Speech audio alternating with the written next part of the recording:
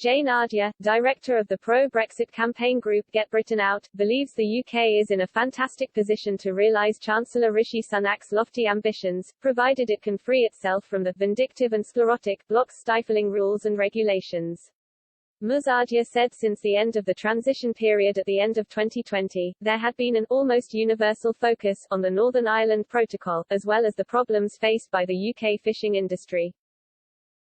By contrast, the financial services industry has been entirely ignored, she said, despite being the UK's single biggest export to both the EU and the rest of the world.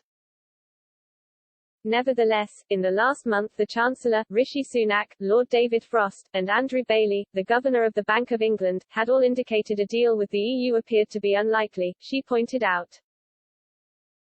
The EU had sought to justify its intransigence by citing the UK's refusal to commit to dynamic alignment with EU regulatory changes for years to come, in other words constantly updating the rules to mirror those of the EU. Despite this, London has so far been reluctant to take any real action, Ms. Ardia said, with the result that businesses and investors had been unable adequately to plan for the future.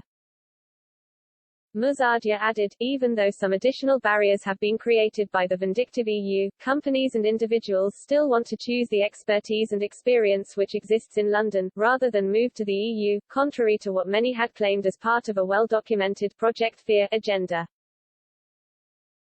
Yes, London has maintained its position in the world, but if the government wants to reach the full potential of Brexit, then this must mean bringing about serious change and not simply accepting the status quo. Nobody stays at the top by doing nothing. As an independent country, we cannot deprive ourselves of opportunities to thrive because it might annoy the European Union. Ms. Ardia wholeheartedly rejected any suggestion that the UK needed to keep the EU on side. She explained, we are currently sitting idly by, wasting time by continuing to abide by EU legislation, and in return the EU is not showing us any leniency or goodwill. Instead, it is trying to carve off Northern Ireland from this country, recently rejecting our proposals for renegotiation in just 3 hours, hitting us with multiple legal threats, and now demanding an extra £2 billion as part of a divorce bill.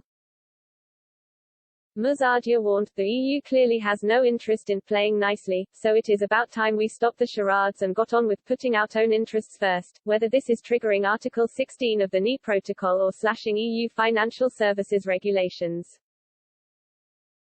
Companies have flocked to the UK for decades because of their trust in our economic system and the light-touch regulation which drives it.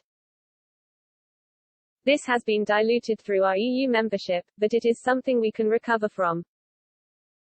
Such an approach should not mean financial services should be devoid of scrutiny or regulation, she emphasized, but rather the point was to shape a system which encouraged new businesses and was prepared for the future, rather than being stuck in the past, tied to what she called a sclerotic EU legislative process which lags behind the rest of the world. Referring to the Chancellor, Ms. Ardia emphasized, the UK has the chance to cement itself as the most advanced and exciting country for financial services in the world, as Sunak described at Mansion House.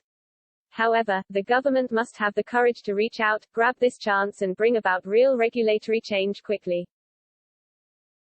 Whether this is by encouraging fintech, green investment or digital trade, our exit from the European Union has come at an opportune time when fresh thinking and a new regulatory approach can allow the United Kingdom to reach its full economic potential. She concluded, it is clear a good deal with the EU is not on the cards anytime soon, so the Chancellor must not lose this opportunity to push forward and really get Britain out of the mindset where we worry about how our every move might affect the relationship we already have with the EU. We are now an independent sovereign nation, and it is time this government started acting like we want to forge ahead to really explore the advantages of a truly global Britain.